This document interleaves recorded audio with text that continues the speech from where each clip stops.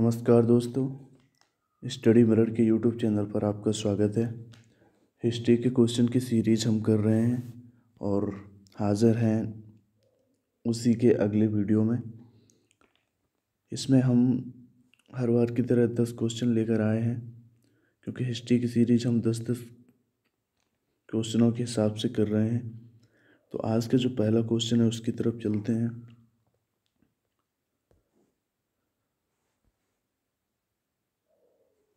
आज का पहला क्वेश्चन कवर करने से पहले कल का जो वीडियो था उसमें 2 क्वेश्चन हमने कवर करना छोड़ दिया था, क्योंकि शोर शराबा होने लगा था। इस वजह से उन क्वेश्चनों को हमने सिर्फ क्विकली बता दिया था। तो एक क्वेश्चन था मुस्लिम लीग की स्थापना।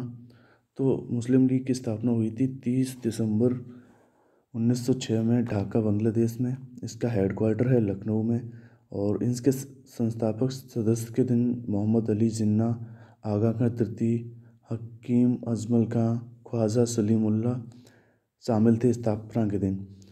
साथ ही सलीमुल्लाह खां के नेतृत्व में 30 दिसंबर 1906 को सलीमुल्लाह खां के नेतृत्व में 30 दिसंबर 1906 को मुस्लिम लीग की स्थापना हुई। मुस्लिम लीग का संस्थापक सलीमुल्लाह खां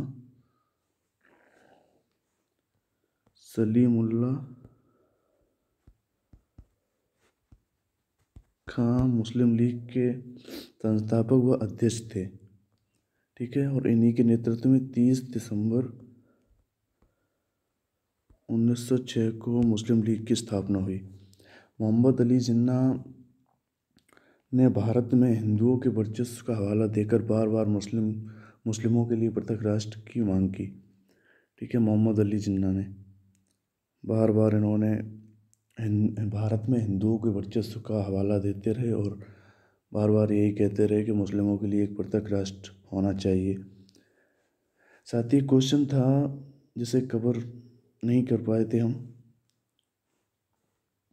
कि चार्टर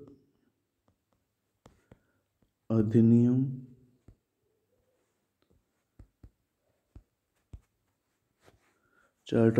1813। तो ये क्या था उस पर चर्चा कर लेते हैं। इसमें ये था कि कंपनी का जो भारतीय व्यापार पर जो एकाधिकार था उसे समाप्त कर दिया गया तथा ब्रिटिश के जितने भी व्यापारी थे उनको छूट दे दी गई भारत के साथ व्यापार करने की। चार्टर एक्ट 4 बार पास किए गए। कब कब किए गए ये भी आपको पता होना चाहिए। 1793, 1813, 1833 और 1853। तो 1793, 1813, 1833 और 1853 में चार्टर अधिनियम पास किए गए थे। जिसमें से हमने चार्टर अधिनियम 1813 के बारे में आपको बताया, जो कल के क्वेश्चन में पूछा गया था, कवर करना भूल गए थे। आप चलते हैं आज के पहले क्वेश्चन की तरफ, जो सामने आपको दिख रहा है कि भारत की आज़ादी के समय कांग्रेस के अध्यक्ष कौन थे। तो जीवी कृपलानी कांग्रेस के अध्यक्ष थे भारत की आज़ादी के समय। साथ ही कांग्रेस के जो पहले अध्यक्ष थे वो व्योमेश चंद्र बनर्जी थे, ठीक है। कांग्रेस की पहली महिला अध्यक्ष आपको पता होना चाहिए, एनी बेसेंट। और कांग्रेस की पहली भारतीय महिला अध्यक्ष थी सरोजनी नायडू, ठीक है। साथ ही कांग्रेस के संस्थापक की बात करें तो कांग्रेस के संस्थापक थे A.O. ह्यूम। 1885 में कांग्रेस की स्थापना हुई। कांग्रेस की स्थापना कब हुई? 1885 में 28 दिसंबर के दिन, ठीक है। 28 दिसंबर 1885 में कांग्रेस की स्थापना A.O. ह्यूम ने की और इसके संस्थापक सदस्यों में दादाभाई नौरोजी और तिनसा बाचा भी शामिल थे A.O. ह्यूम के साथ, ठीक है। और A.O. ह्यूम की बात करें तो 1857 की जो क्रांति हुई थी उस वक्त ये इटावा के कलेक्टर थे, एओ ह्यूम थियोसॉफिकल सोसाइटी के प्रमुख सदस्य भी थे। और एओ ह्यूम की बात करें तो इन्होंने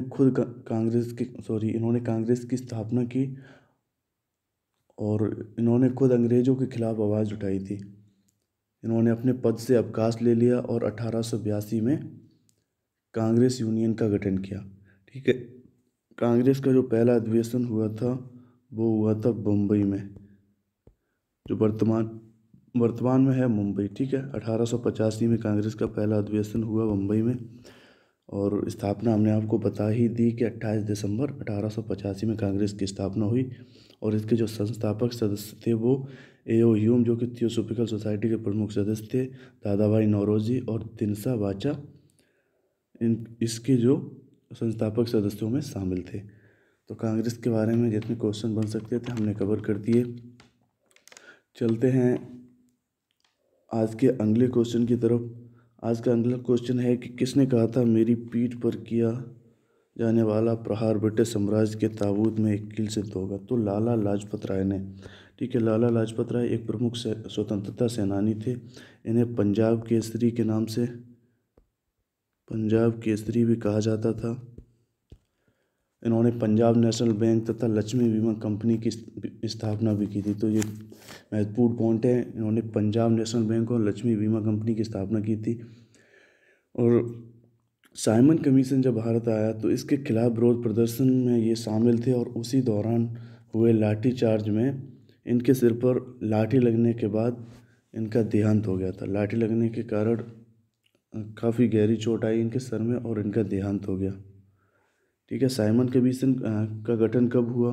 तो साइमन कमीशन का गठन हुआ 8 नवंबर 1927 को और ये भारत पहुंचा 3 फरवरी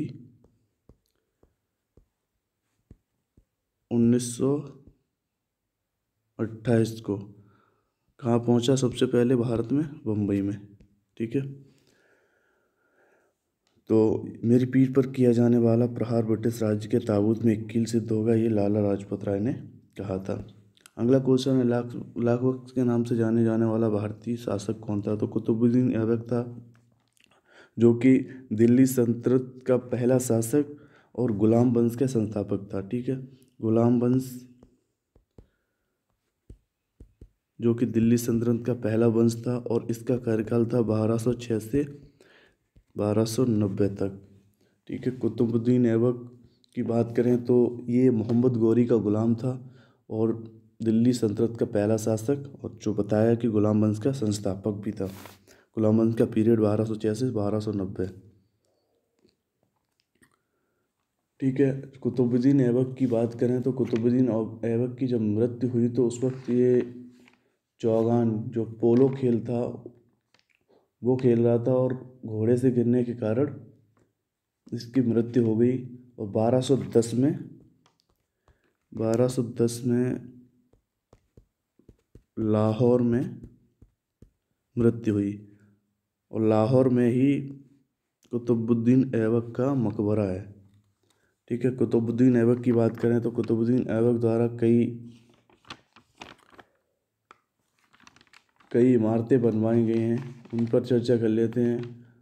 कुब्बत उल इस्लाम, जिसे विष्णु मंदिर के स्थान पर बनाया था कुतुबुद्दीन ऐबक ने। अजमेर में संस्कृत विश्वविद्यालय के स्थान पर 2.5 दिन का झोपड़ा बनाया था। साथ ही सूफी संत कुतुबुद्दीन बख्तियार काकी की याद में कुतुब मीनार का निर्माण प्रारंभ कराया था, जिसे पूरा इल्तुतमिश ने करवाया। ठीक है, इसे पूरा करवाया था इल्तुतमिश ने। साथ ही हम बात कर रहे हैं कुतुबुद्दीन ऐबक की, जो कि गुलाम वंश का संस्थापक था। और दिल्ली सल्तनत का जो एक वंश था गुलाम वंश, दिल्ली सल्तनत का जो पीरियड था वो हम बताना भूल गए, 1206 से 1526 तक दिल्ली सल्तनत का पीरियड था। और दिल्ली सल्तनत में 5 वंश हुए, गुलाम वंश, खिलजी वंश, तुगलक वंश, सैयद वंश और लोधी वंश। लोधी वंश 5वां वंश था और गुलाम वंश का जो कार्यकाल था फिर से बता देते हैं लिख के। गुलाम वंश जिसका संस्थापक कुतुबुद्दीन ऐबक था 1206 से 90 तक। खिलजी वंश जिसका पीरियड था 1290 से 1320, और जलालुद्दीन खिलजी इसका संस्थापक था। तीसरा वंश था तुगलक वंश, जिसका पीरियड था 1320 से 1413, जिसका संस्थापक था गयासुद्दीन तुगलक। साथ ही चौथा जो वंश था दिल्ली सल्तनत का, वो सैयद वंश था, और इसका जो पीरियड था 1414 से 1451 तक, और इसका संस्थापक खिज़र खान था। दिल्ली सल्तनत का पांचवा और अंतिम वंश था लोधी वंश, जिसका टाइम पीरियड था 1451 से 1526 तक, और इसका संस्थापक था बहलोल लोधी। ठीक है, तो क्वेश्चन जो पूछा गया था कि लाख बख्श के नाम से किस भारतीय शासक को जाना जाता था, तो कुतुबुद्दीन ऐबक को जाना जाता था। कुतुबुद्दीन ऐबक जो कि मोहम्मद गौरी का एक गुलाम था, और दिल्ली सल्तनत का पहला शासक वो गुलाम वंश का संस्थापक था। ठीक है,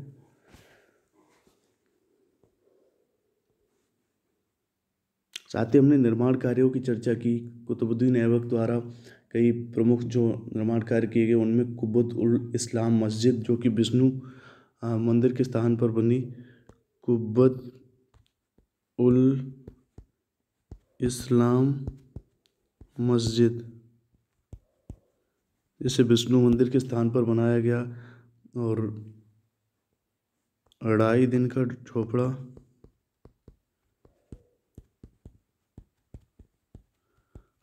का झोपड़ा जिसे अजमेर में जो संस्कृत विद्यालय था उसके स्थान पर बनाया गया। साथ ही सूफी संत जो थे कुतुबुद्दीन बख्तियार काकी, उनकी याद में कुतुब मीनार का निर्माण शुरू किया, और इसका निर्माण कार्य इल्तुतमिश ने पूरा करवाया। तो चलते हैं अगले क्वेश्चन की तरफ। इस जो क्वेश्चन में पूछा गया था लाख बख्श के नाम से जाने जाने वाला भारतीय शासक कुतुबुद्दीन ऐबक याद रखना है। अगला क्वेश्चन क्या है कि भारत में पोलो खेल का प्रचलन किया। तो भारत में जो पोलो खेल का प्रचलन किया वो तुर्कों ने किया। और पोलो खेल क्या है, घोड़े पर बैठकर ये खेल खेला जाता है, और इसका जो उद्गम है वो प्राचीन फारस में इसका उद्गम माना जाता है, और 525 ईस्वी पूर्व इसे पुलू नाम से जानते थे। इसको पुलू नाम से जानते थे, पोलो खेल को 525 ईस्वी पूर्व। भारत में सर्वप्रथम इसका जो प्रचलन हुआ वो मणिपुर राज्य में हुआ। तो मणिपुर राज्य में सर्वप्रथम पोलो खेला गया। ठीक है, तो पोलो खेल का प्रचलन भारत में किसने किया, तो तुर्कों ने किया, और ये एक प्राचीन फारसी खेल है। इसका उद्गम फारस में माना जाता है, और इस खेल में घोड़े पर बैठकर ये जो खेल है पोलो खेल, वो घोड़े पर बैठ के खेला जाता था। 525 ईस्वी पूर्व से पहले इसे पुलू नाम से जाना जाता था। ठीक है, अगला क्वेश्चन क्या है। अगला क्वेश्चन पूछा गया है किस भारतीय आंदोलन का शीर्ष गीत बना वंदे मातरम। तो स्वदेशी आंदोलन का शीर्ष गीत था वंदे मातरम, और स्वदेशी आंदोलन स्टार्ट हुआ था 7 अगस्त 1905 से 1911 तक। स्वदेशी आंदोलन चला 7 अगस्त 1905 से 1911 तक।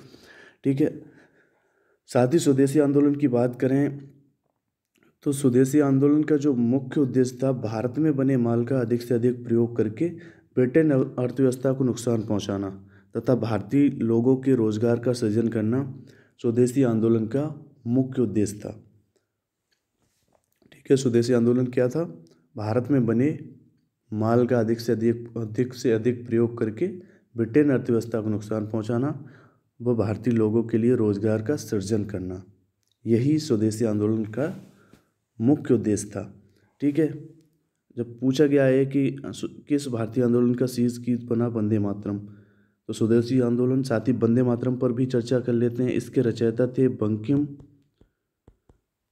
चंद्र चटर्जी। इसके रचयिता थे। साथ ही ये उन्हीं के उपन्यास बंकिम चंद्र चटर्जी के उपन्यास आनंद मठ से लिया गया है। बंकिम चंद्र चटर्जी के उपन्यास आनंद मठ से लिया गया है वंदे मातरम। और ये भारतीय आंदोलन, स्वदेशी आंदोलन, जो भारतीय आंदोलन था, स्वदेशी आंदोलन, इसका शीर्ष गीत बना था। ठीक है, तो आपको याद रखना है क्वेश्चन जो पूछा गया है, किस भारतीय आंदोलन का शीर्ष गीत बना वंदे मातरम, तो स्वदेशी आंदोलन का। और जो वंदे मातरम है उसके रचयिता थे बंकिम चंद्र चटर्जी, जिसे आनंद मठ, उन्हीं के उपन्यास, उन्हीं के द्वारा लिखा गया उपन्यास था आनंद मठ, जिससे लिया गया है। साथ ही स्वदेशी आंदोलन के जो मुख्य घोषणाकर्ता थे, स्वदेशी आंदोलन के जो मुख्य घोषणाकर्ता थे उनमें अरविंद घोष, रविंद्र नाथ ठाकुर, लोकमान्य बाल गंगाधर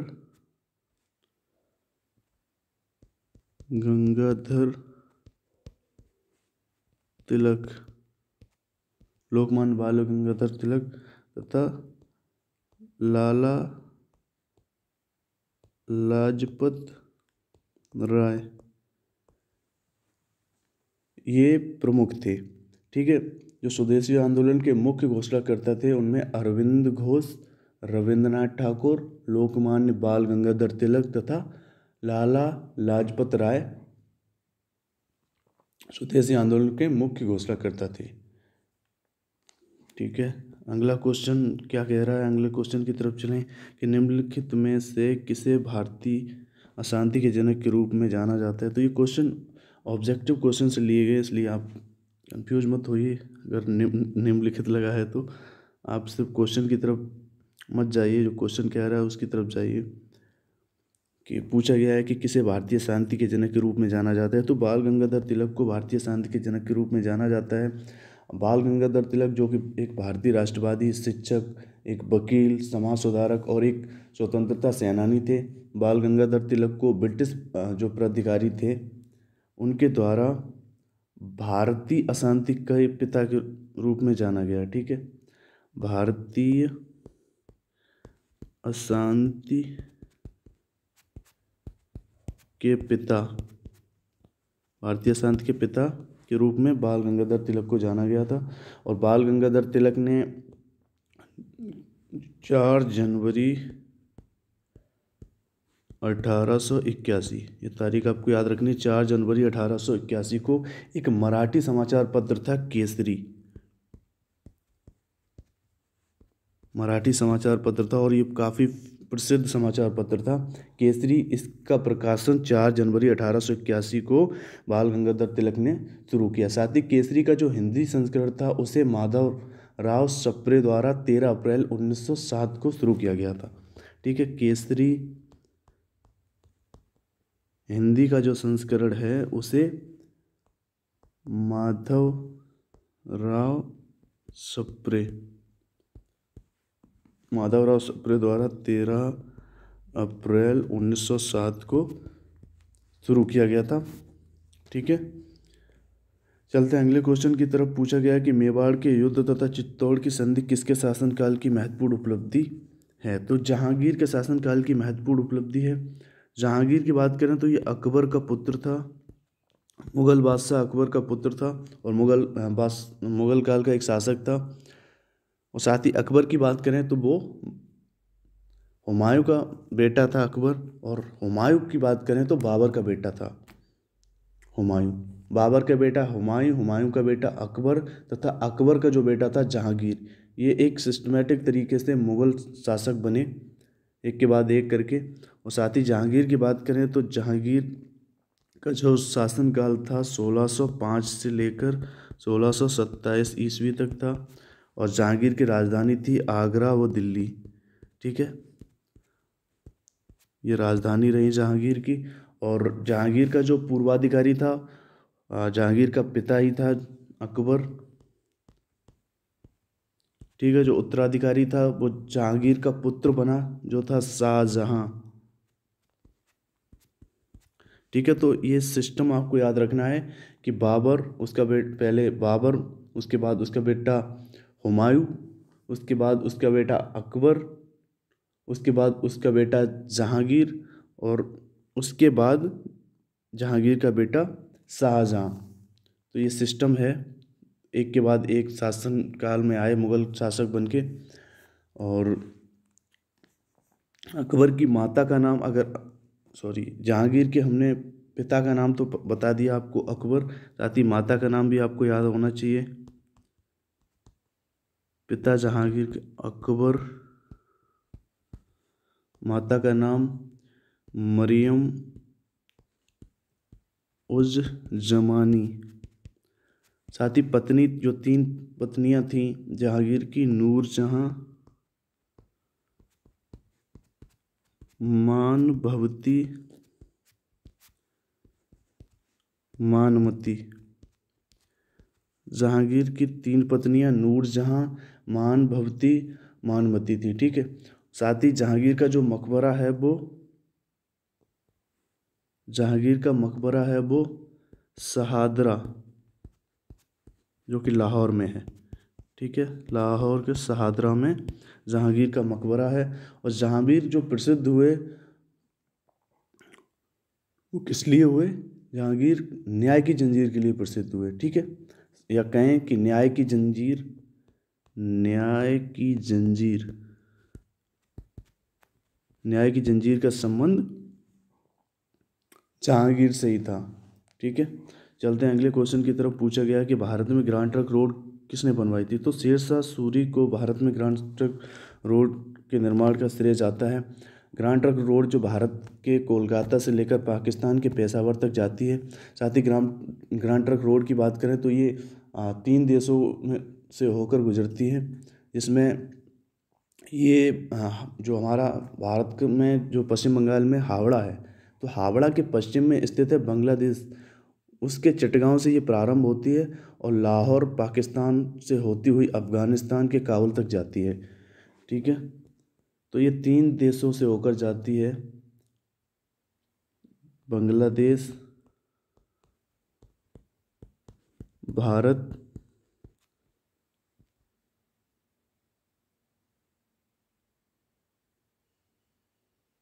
पाकिस्तान, होती हुई अफ़गानिस्तान। ठीक है, ये सॉरी 4 देशों से होकर जाती है, जो कि बांग्लादेश के चटगांव से प्रारंभ होती है और होती हुई लाहौर पाकिस्तान से होती हुई अफ़गानिस्तान की काबुल तक जाती है। ठीक है, ग्रांड ट्रंक रोड को पहले सड़क ए आजम के नाम से जाना जाता था, और इसे बादशाही सड़क के नाम से भी जाना जाता था। ठीक है, ग्रांड ट्रंक रोड की बात कर रहे हैं, जिसे सड़क आजम तथा बादशाही सड़क के नाम से भी जाना जाता था। शेरशाह सूरी की बात करें तो मुगल शासक था हुमायूं। मुगल शासक हुमायूं से 1540 में शेरशाह सूरी ने 1540 में मुगल जो शासक था हुमायूं, उसको हराकर भारत में, जो उत्तर भारत है हमारा, उसमें सूरी साम्राज्य की शुरुआत की। ठीक है, शेरशाह सूरी पहले बाबर के रूप, एक सैनिक के रूप में कार्य करता था।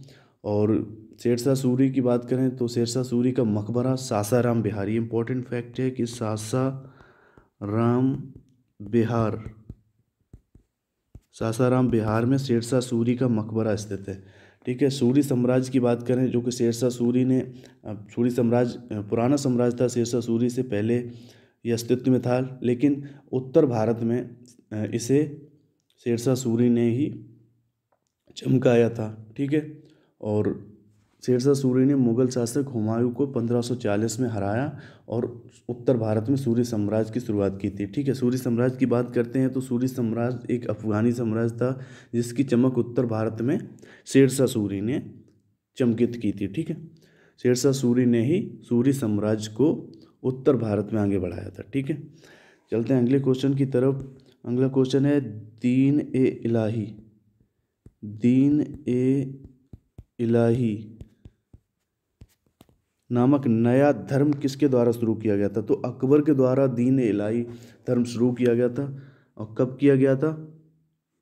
दीन इलाही कब शुरू किया गया था? 1581 ईस्वी में।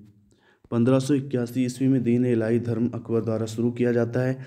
साथ ही अकबर की बात करें तो ये एक मुग़ल शासक था, और अकबर का जो शासन पीरियड था वो 1556 से लेकर 1605 ईस्वी तक था। ठीक है, 1556 से 1605 ईस्वी तक अकबर का शासनकाल था। अकबर एक मुग़ल शासक था। साथ ही मुग़ल काल का जो शासनकाल था,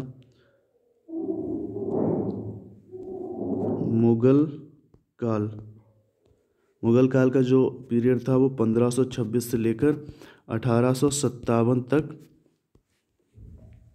मुग़ल काल बना रहा। ठीक है, अकबर के प्रमुख कार्यों की बात करें तो अकबर ने तीर्थ यात्रा कर समाप्त कर दिया। अकबर ने तीर्थ यात्रा कर समाप्त कर दिया, जजिया कर समाप्त कर दिया। साथ ही अकबर ने फतेहपुर सीकरी की स्थापना की और इसे अपनी राजधानी के रूप में भी विकसित किया। ठीक है, इबादत फतेहपुर सीकरी की स्थापना अकबर ने की और इसे अपनी राजधानी के रूप में विकसित किया। साथ ही इबादत खाना, जो कि एक आराधना या पूजा घर था, इसकी स्थापना भी अकबर ने की। अकबर ने जो दीन ए इलाही नाम का धर्म, जो क्वेश्चन में पूछा भी गया है, दीन ए इलाही नामक धर्म की स्थापना की। साथ ही इलाही संवत की शुरुआत भी अकबर ने की। और अकबर ने अपनी राजधानी, मुग़ल काल की जो राजधानी थी, उसे लाहौर में स्थानांतरित कर दिया। ठीक है, तो राजधानी स्थानांतरित की अकबर ने लाहौर में। तो आपको याद रखना है, ये जो पूछा गया है कि दीन ए इलाही नामक नया धर्म किसके द्वारा शुरू किया गया था, तो अकबर के द्वारा। अकबर से संबंधित एक महत्वपूर्ण बात है कि अकबर अनपढ़ था। ठीक है, अकबर अशिक्षित था और अकबर का जो पिता था हुमायूं, इससे पहले शासक था। उसके बाद अकबर के बाद शासनकाल आया उसी के बेटे जहांगीर का।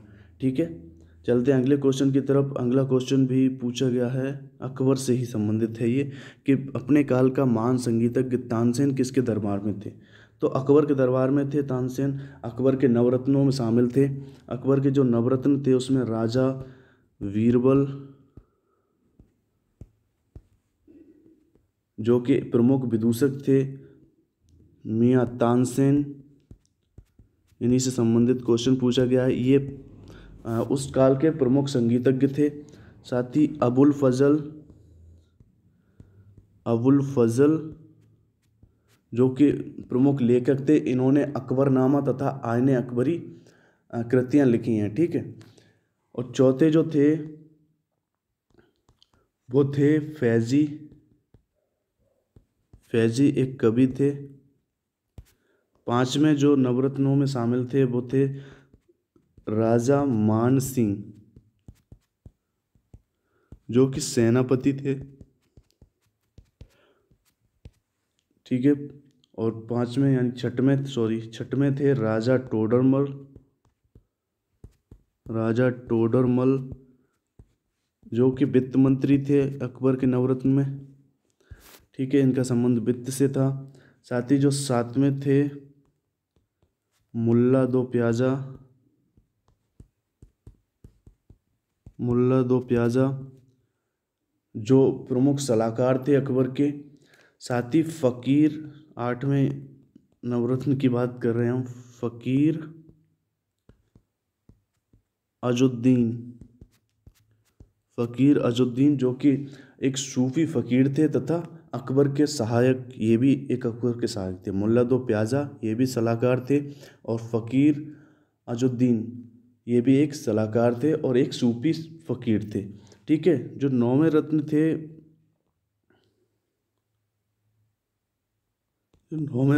वो थे रहीम खान ए खाना।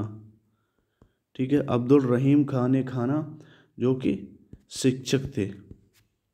हालांकि अकबर अनपढ़ था, लेकिन उनके दरबार में जो नवरत्नों में अब्दुल रहीम खान ए खाना शिक्षक थे। ठीक है, तो नवरत्न जो थे राजा बीरबल, मियाँ तानसेन, अबुल फजल फैजी, राजा मान सिंह, राजा टोडरमल, मुल्ला दो प्याजा, फ़कीर अजुद्दीन, अब्दुल रहीम खान ए खाना, ये अकबर के दरबार में नवरत्न थे। और क्वेश्चन जो पूछा गया है कि अपने काल का महान संगीतज्ञ तानसेन किसके दरबार में थे, तो ये अकबर के दरबार में थे और अकबर के नवरत्न में शामिल थे तानसेन, जो कि एक महान संगीतज्ञ थे। ठीक है दोस्तों, आज का ये आखिरी क्वेश्चन था। उम्मीद करता हूँ आपको ये लेसन अच्छा लगा होगा। मिलते हैं अगले लेसन में, क्योंकि हिस्ट्री की सीरीज़ लंबी जा सकती है और चल भी रही है। हिस्ट्री की सीरीज़ शायद 5 से 6 लेक्चर हो चुके हैं इस पर, और हम हर लेक्चर में 10-10 क्वेश्चनों के साथ उनका डीप एनालिसिस कर रहे हैं। साथ ही मिलते हैं अगले वीडियो में, उसमें भी 10 महत्वपूर्ण क्वेश्चन होंगे और उन्हें भी हम गहन अध्ययन के साथ कवर करेंगे। तब तक के लिए नमस्कार। अगर हमारे वीडियो आपको अच्छे लग रहे हैं तो लाइक ज़रूर कीजिए, क्योंकि आपके लाइक से ही हमारा मोटिवेशन बढ़ता है। और अगर इसी तरह के वीडियो पाने हैं तो हमारे चैनल को सब्सक्राइब करिए। और अगर आपको लगता है कि हमारी वीडियो किसी और के काम आ सकते हैं, तो आपके जो दोस्त हैं जो स्टडी कर रहे हैं, और आपकी नज़रों में जो भी शख्स हैं जो स्टडी कर रहे हैं, उनको हमारे चैनल से जोड़िए। और मिलते हैं अगली वीडियो में, तब तक के लिए नमस्कार। Thank you so much.